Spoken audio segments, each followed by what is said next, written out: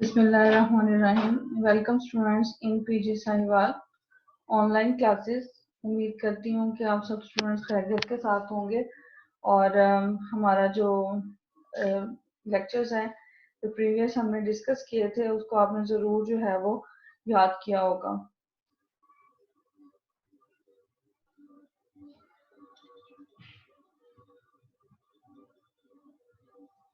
Students आज हम start करेंगे लेक्चर नंबर 3 अपना।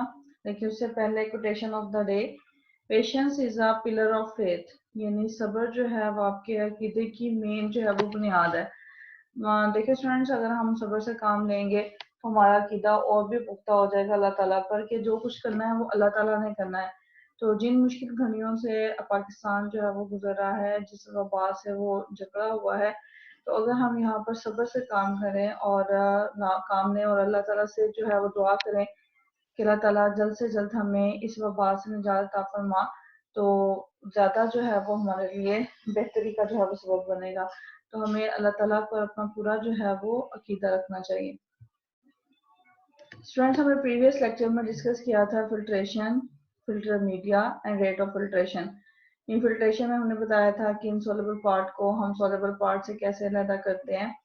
फिल्टर मीडिया में हमने डिस्कस किया था कि फिल्ट्रेशन थ्रू फिल्टर पेपर कैसे होती है, फिल्ट्रेशन थ्रू क्रूसिबल कैसे होती है, और रेट ऑफ फिल्ट्रेशन में हमने बात की थी कि फ्लूटेड फिल्टर पेपर की मदद से रेट ऑफ फिल्ट्रेशन क्या हो जाता है, फास्ट हो जाता है।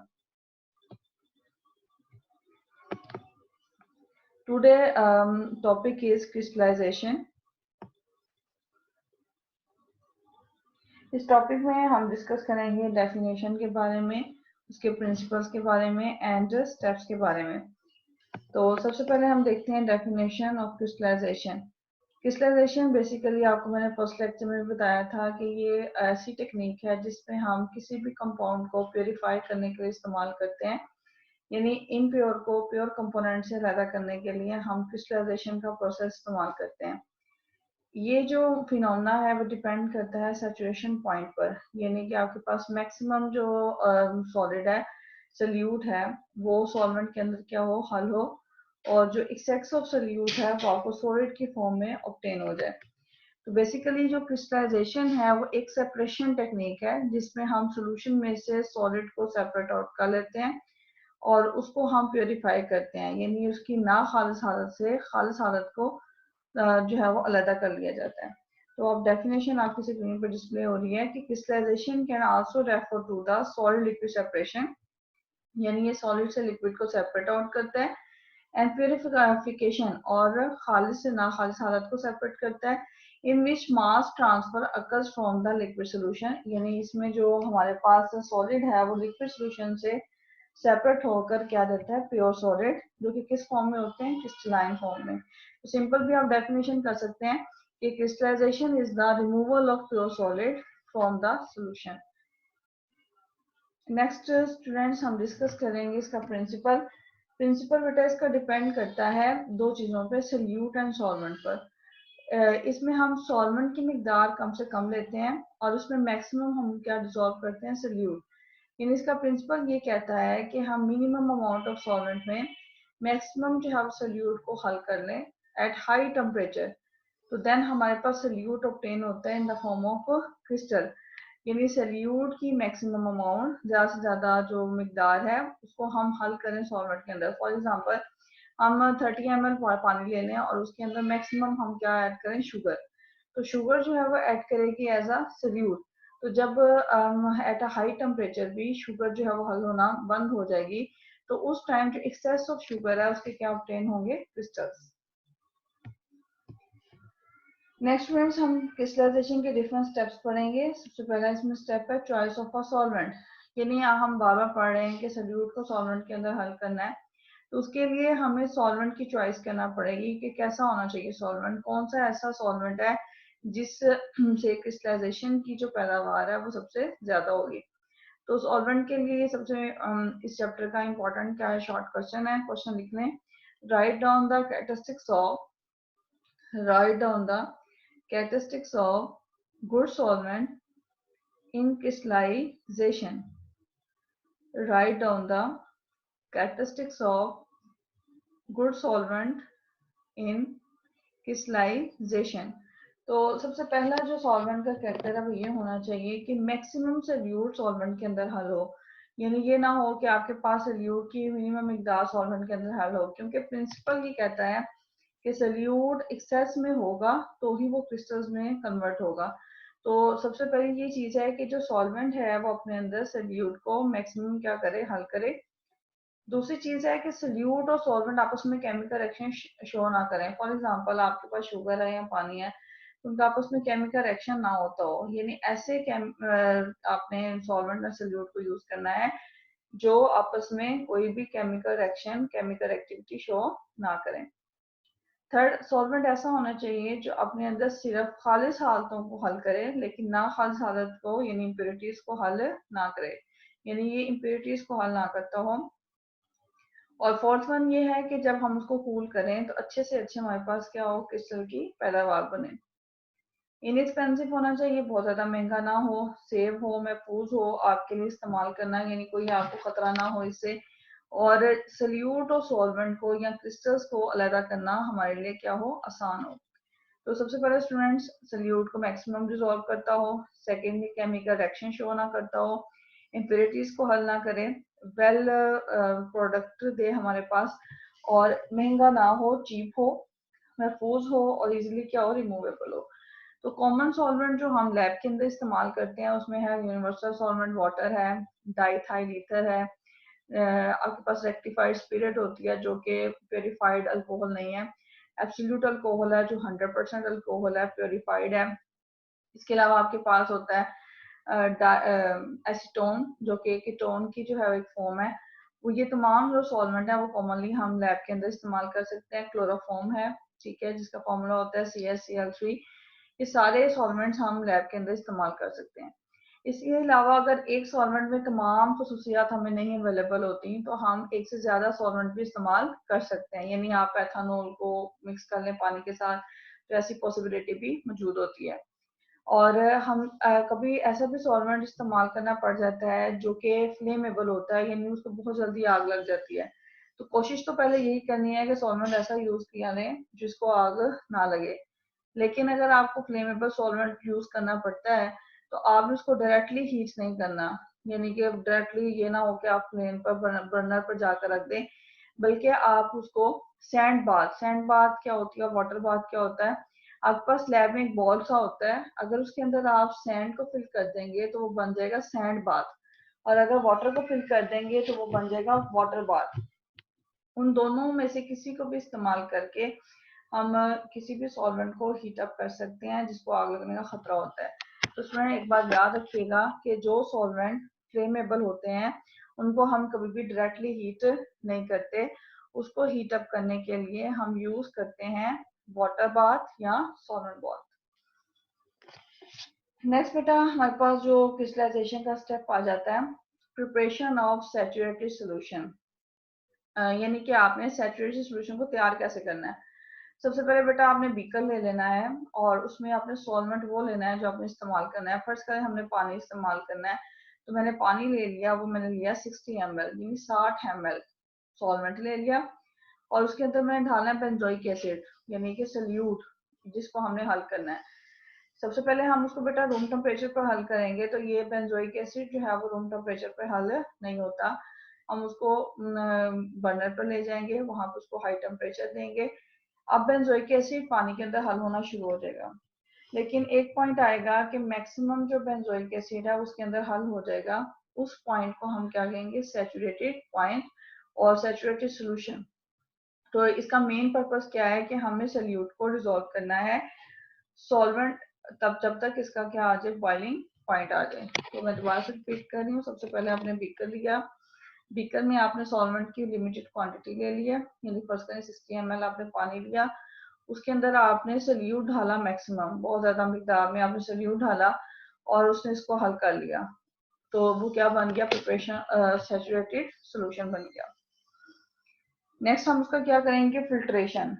फिल्ट्रेशन मीन क्या था ना, जो हमने पहले प्रीवियस लेक्चर में भी डिस्कस किया था कि फिल्ट्रेशन का मकसद होता है कि इनसॉल्युबल पार्ट को सॉल्युबल से अलग करना।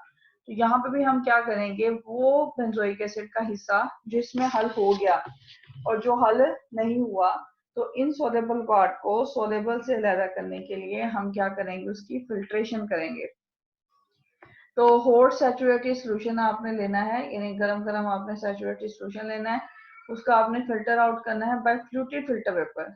ये आपने प्रीवियस लेक्चर में भी पढ़ा था कि फ्लूटेड फिल्टर पेपर क्या होता है, कि जो फैन लाइक अरेंजमेंट रखता है, यानी पंखे लाइक उसकी अरेंजमेंट होती है, वो मैंने आपको लेक्चर में बताया भी था, उसकी फिगर भी दिखाई थी, जिसमें एलिवेशंस एंड क्या होती हैं, डिप्रेशंस होती हैं, वो उभार होते हैं, और उसकी वजह से आपका जो सैचुरेटेड सॉल्यूशन है वो जल्दी फिल्टर आउट हो जाता है। या हम क्या यूज कर सकते हैं, हॉट वाटर फनल, यानी आप गर्म पानी वाली फनल इस्तेमाल कर सकते हैं। जैसे आपको नीचे फिगर में नजर आ रहा है, ये है हॉट वाटर फनल, ठीक है।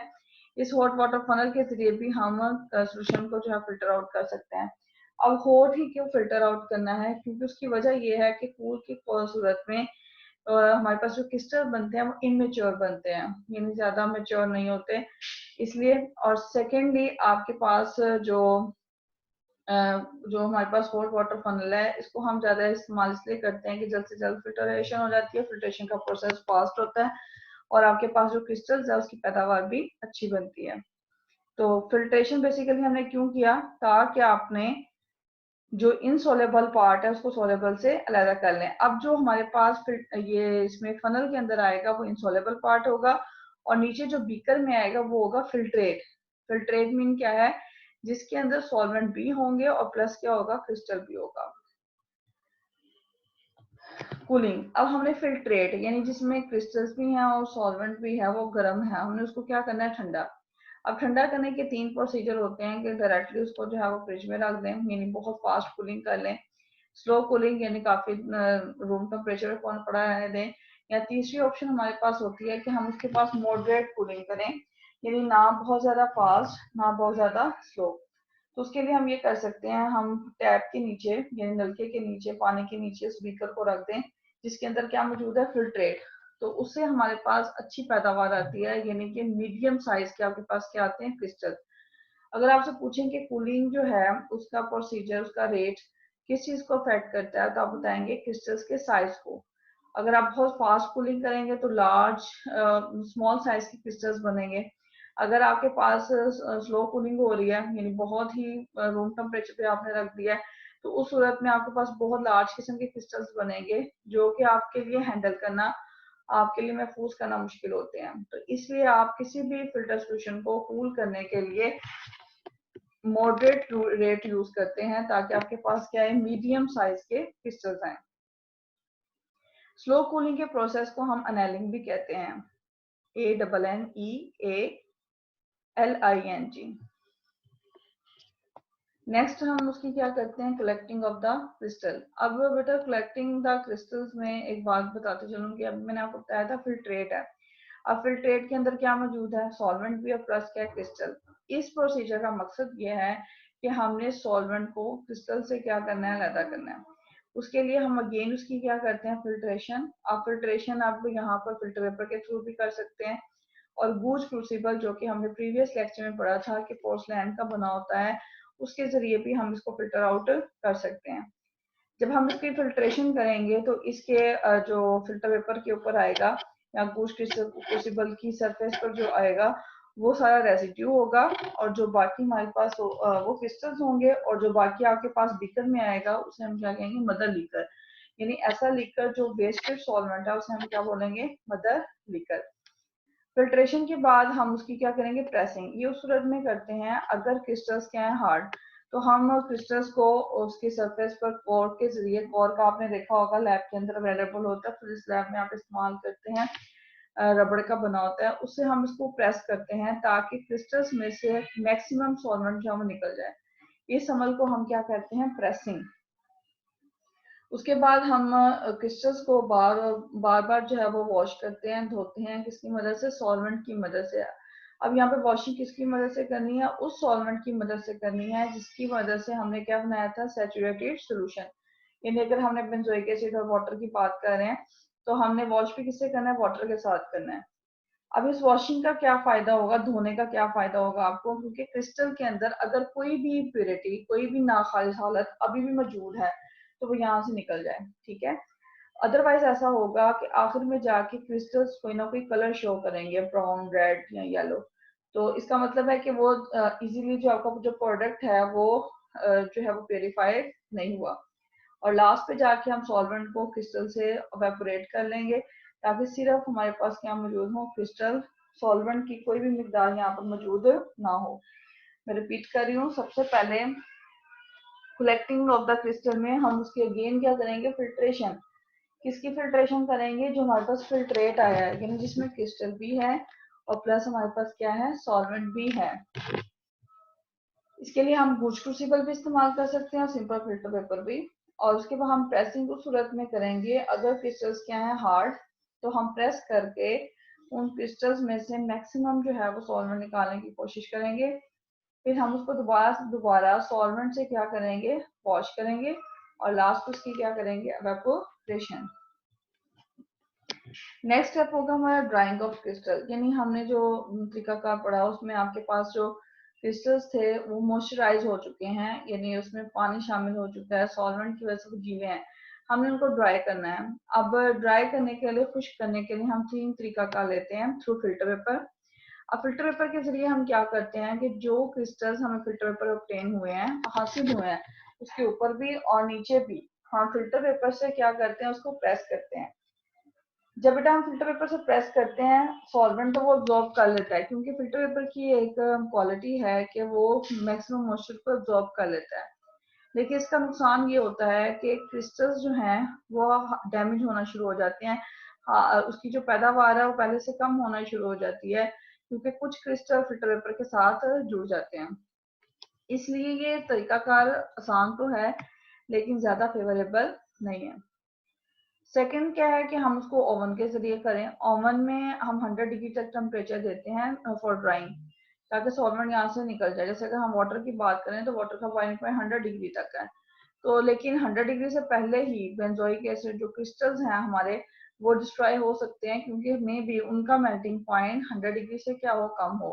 तो ओवन वाला जो तरीकाकार है वो भी ज्यादा फेवरेबल या ज्यादा मुनासिब नहीं है। तो फिर सबसे ज्यादा बेस्ट वन मेथड कौन सा, वैक्यूम डेसिकेटर। ये आपको नजर आ रहा है नीचे, वैक्यूम डेसिकेटर। इसके नीचे आपको एक व्हाइट कलर की प्लेट नजर आ रही है। हम इस प्लेट के अंदर जो है वो क्या रखते हैं, ड्राइंग एजेंट्स। अब अक्सर आपने शूज के अंदर या जो हमारे पास मेटल कैप्सूल्स होते हैं उसके अंदर आप देखते हैं छोटी छोटी थैलियां होती हैं, और उसके अंदर सॉलिड पार्टिकल्स होते हैं, वो ड्राइंग एजेंट्स होते हैं। तो वैक्यूम डेसिकेटर में भी हम ऐसी पोटलियां बना के रख सकते हैं ड्राइंग एजेंट्स की। फॉर एग्जांपल कैल्शियम क्लोराइड है, CaCl2, फास्फोरस पेंटॉक्साइड है, P2O5। और इसके अलावा थर्ड वन आपके पास आ जाता है सिलिका जेल। ये तमाम जो है वो मॉइस्चर को क्या कर लेते हैं, एब्जॉर्ब। ये उसके अंदर जितना भी पानी होता है उसको वो लैदा कर लेते हैं, सॉल्वेंट को लैदा कर लेते हैं। और आपके पास जो क्रिस्टल्स हैं वो ड्राई होना शुरू हो जाते हैं, खुश्क होना शुरू हो जाते हैं।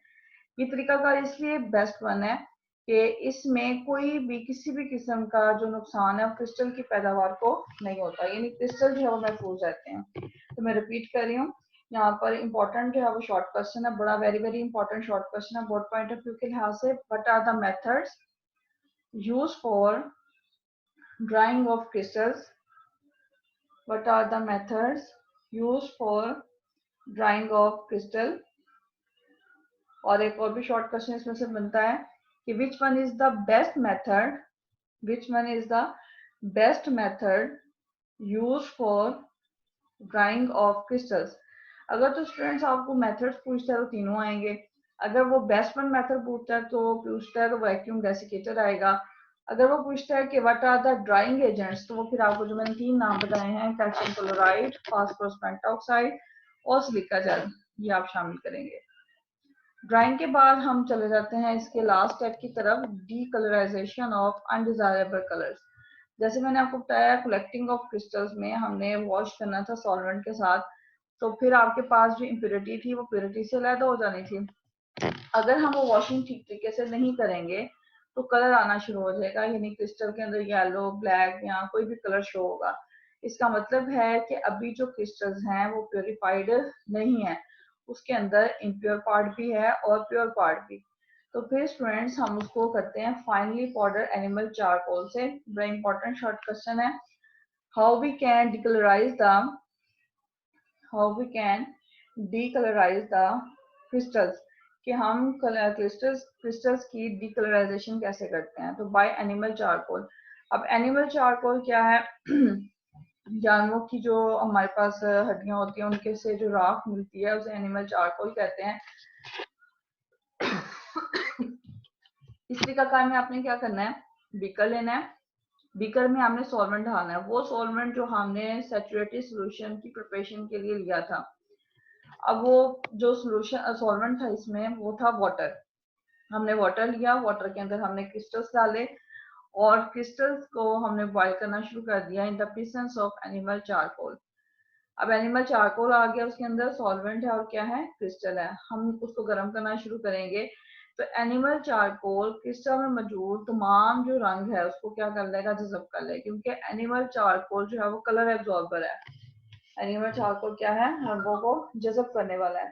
तो वो रंग को क्या कर लेगा, जज़ब कर लेगा। पीछे आपके पास कलरलेस क्या बच जाएंगे, कलरलेस यानी बेरंग आपके पास क्या बच जाएगी, क्रिस्टल। आपने अगेन इस सोल्यूशन को फिल्टर आउट करना है ताकि क्रिस्टल्स अलहदा हो जाए और एनिमल चारकोल एंड सॉल्वेंट क्या हो जाए, अलहदा। फिर आपने क्रिस्टल्स को क्या करना है, अगेन ड्राई करना है और फर्दर जो है इसकी प्रोडक्शन की तरफ जाना है। देखिए ये स्टेप हम उस सूरत में करते हैं अगर ड्राइंग के बाद आपको क्रिस्टल्स में कोई कलर नजर आए, इसका मतलब है कि वो इम्प्योरिटी मौजूद है।